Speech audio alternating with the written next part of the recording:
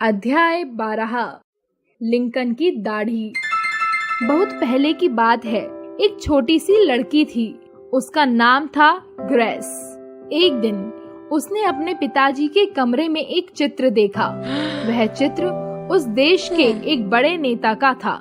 Grace बहुत देर तक उस चित्र को देखती रही। फिर उसने पेंसिल उठाई और उस नेता के चेहरे पर दाढ़ी बना दी। जब ग्रेस के पिताजी ने यह देखा तो वे बहुत क्रोधित हुए। उन्होंने डांटते हुए कहा, ग्रेस, यह क्या बदतमीजी है? यह तुमने क्या किया? ग्रेस डर गई और रोने लगी। उसने क्षमा मांगते हुए अपने पिताजी से कहा, मुझे लगा कि यदि हमारे प्यारे नेता के चेहरे पर दाढ़ी होती तो वे ज्यादा अच्छे लगते। पुत्री का उत्तर सुनकर पिता का क्रोध कम हो गया। उन्होंने चित्र को फिर से देखा। कुछ देर चुप रहे, फिर कहने लगे, ग्रेस, शायद तुम ठीक कहती हो। पिता के चले जाने के बाद ग्रेस कागज कलम लेकर लिखने बैठी।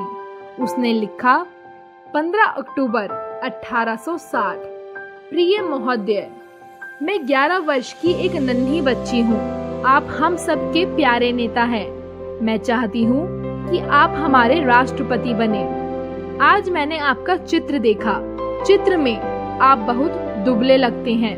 मेरा सुझाव है कि आप दाढ़ी रख लें। दाढ़ी से आप बहुत अच्छे लगेंगे। तब और अधिक लोग आपको वोट देंगे और आप राष्ट्रपति बन जाएंगे। क्या आपकी मेरे जितनी कोई बेटी है? यदि हो तो उसे मेरा नमस्ते कहें और पत्र लिखने को कहें। आपकी ग्रेस बिडल। पत्र मिलते ही नेता ने ग्रेस को तुरंत उत्तर लिखा। पत्र पाकर ग्रेस को तथा उसके माता पिता को बहुत प्रसन्नता हुई। इस घटना के कुछ दिनों बाद नेता ग्रेस के गांव में आए। गांव के लोगों ने उनका खूब स्वागत किया। भाषण के बाद नेता ने कहा, इस गांव में एक नन्ही बच्ची ग्रेस रहती है। उसने मुझे पत्र लिखा है। मैं उससे मिलना चाहता हूँ। यह सुनकर ग्रेस को बहुत खुशी हुई। वह भीड़ के बीच से होती हुई उनसे मिलने पहुंची। नेता ने कहा, नन्ही मुन्नी, आखिर मैंने तुम्हारा सुझाव मान ही लिया। यह देखो, मैंने दाढ़ी रख ली है। क्या आप बता सकते हैं, एक नन्ही सी बच्ची की बात को इतना महत्व देने वाले यह नेता कौन थे?